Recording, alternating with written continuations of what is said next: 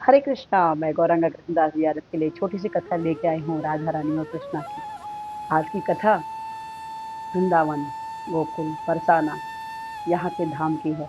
आज की कथा में आप आंख बंद करके अनुभव कीजिएगा, आपको ये सब कथाएं आपके सामने चित्रित होती हुई नजर आएंगी। आज की कथा बहुत ही सुंदर कथा है।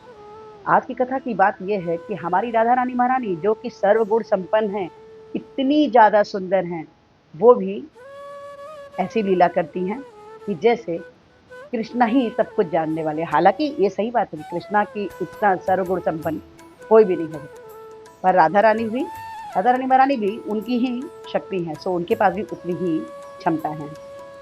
तो आज की कथा इस प्रकार की है कि राधा रानी महारानी को अपने यहाँ नृत्य करने के लिए प्रतियोगिता जीत हुई थी। तो उन्होंने बोला कि हमें नृत्य कृष्णा से सीखना पड़ेगा, कान्हा से सीखना पड़ेगा। तो उन्होंने अपनी सखियों को बोला कि मेरे को मुझे आज नंद के लाल के पास जाके मुझे नृत्य सीखना है। तो ललिता सखी ने बोला कि श्री जी, आपको जाने की क्या जरूरत है, आप तो खुद ही इतना सुंदर नृत्य करते हो, आपको कितना प्यारा नृत्य नृत्य आता है, आप तो खुद ही सर्वगुण संपन्न हो, आपको कृष्णा से कान्हा से सीखने की क्या जरूरत है। राधा ने बोली नहीं, मुझे आज सीखने जाना है। तो विशाखा सखी बोलती है उनकी कि रुको रुको, आपको जाना है, मैं मना नहीं करूंगी, लेकिन थोड़ा सा रुकिए, अभी हम आते हैं।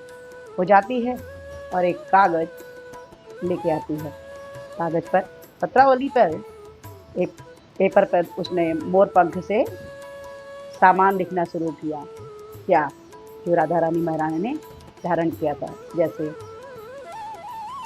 कान में उन्होंने क्या पहना, उसमें कितनी मोतियां हैं, गले में मतलब राधा रानी महारानी ने क्या श्रृंगार किए, हाथों में केऊर और अंगूठी मुद्राएं, मुद्रिका, मतलब जितनी भी उनके श्रृंगार की चीजें थी, यहाँ तक कि बाल में जो उनके केस में भी जो श्रृंगार थे, वो सब भी श्रृंगार को उन्होंने लिखा। पैर के नुपुर, पाजेब, हर चीज, सारे श्रृंगार को लिखा। बोले ये क्यों कर रही हो?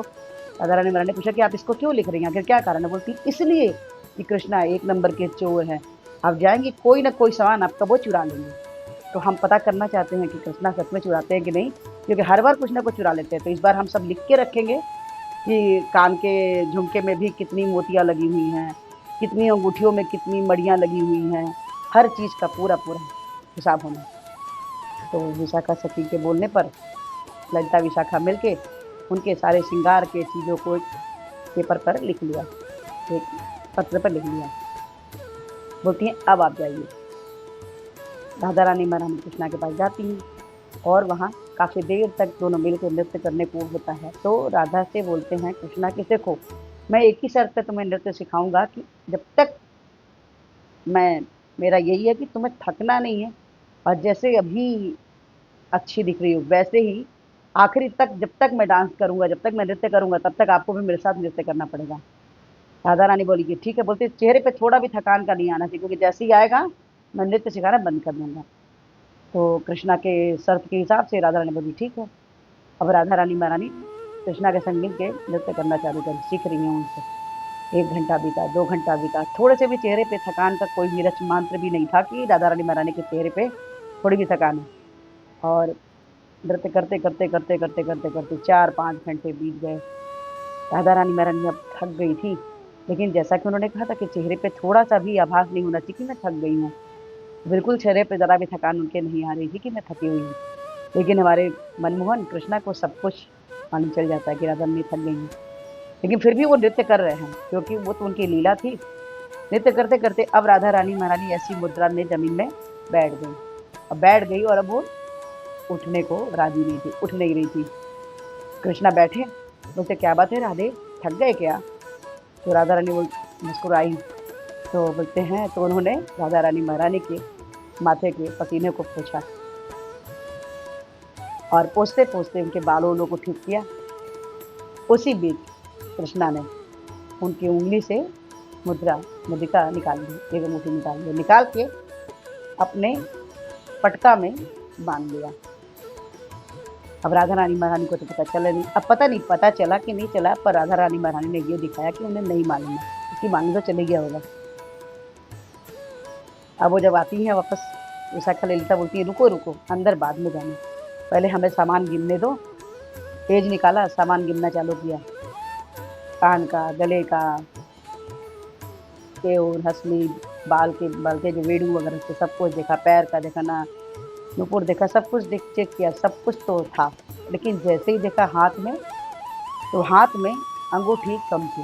उन्होंने कहा देखिए मैंने कहा था ना कि कृष्णा चोर है, वो निकाल लेंगे, चोरी कर लिया उन्होंने। तो बोली कि नहीं नहीं, बोलते देखिए आपका वो अंगूठी गायब है, यहाँ अंगूठी का मैंने लिखा था, ये वाली अंगूठी आपके हाथ में नहीं है। अब वो बोलती मैं जाती हूँ, पूछ के आती हूँ कृष्णा से। दोनों जाती हैं कृष्णा के पास, बोलती हैं आपने मेरी राधा रानी महारानी के अंगूठी चुरा ली है। बोलते नहीं मैं कोई नहीं चोर, मैं नहीं चुराया। बोलते अब मैं तलाशी ले लूँ। कृष्णा बोलते तलाशी ले लो। तो जब तलाशी लेती हैं तो उन्हें नहीं मिलता है, तो बोलते अपना पटका दिखाओ। तो पटका कृष्णा वहीं मुट्ठी में उसी अंगूठी वाले एरिया को पकड़ के, जहाँ अंगूठी बनी हुई थी, और पूरा पटका झटक दिए और बोलते हैं देखिए कहाँ है, इसमें कुछ है, कुछ नहीं है। विशाखा सखी को मालूम चल गया कि बोले उन्होंने पटका जोर से हाथ से खींचा और मुद्रिका नीचे गिर गई, उनकी मुद्रा अंगूठी नीचे गिर गई, नीचे गिर गई। तो कृष्णा बोलते बोलते देखिए ये अंगूठी आपने चुराया था। बोले नहीं नहीं मैंने नहीं चुराया था, पता नहीं इसमें कहाँ से आया। अब कृष्णा अपनी बात को मानेंगे थोड़ी कि मैंने ये अंगूठी लिया था। मतलब इतना प्रेम। और कृष्णा सखियों से भी प्रेम कर रहे हैं, गोकुल के ग्वाल बालों से भी प्रेम कर रहे हैं, राधा रानी महारानी से भी प्रेम कर रहे हैं, वहां की गायों से भी प्रेम कर रहे हैं।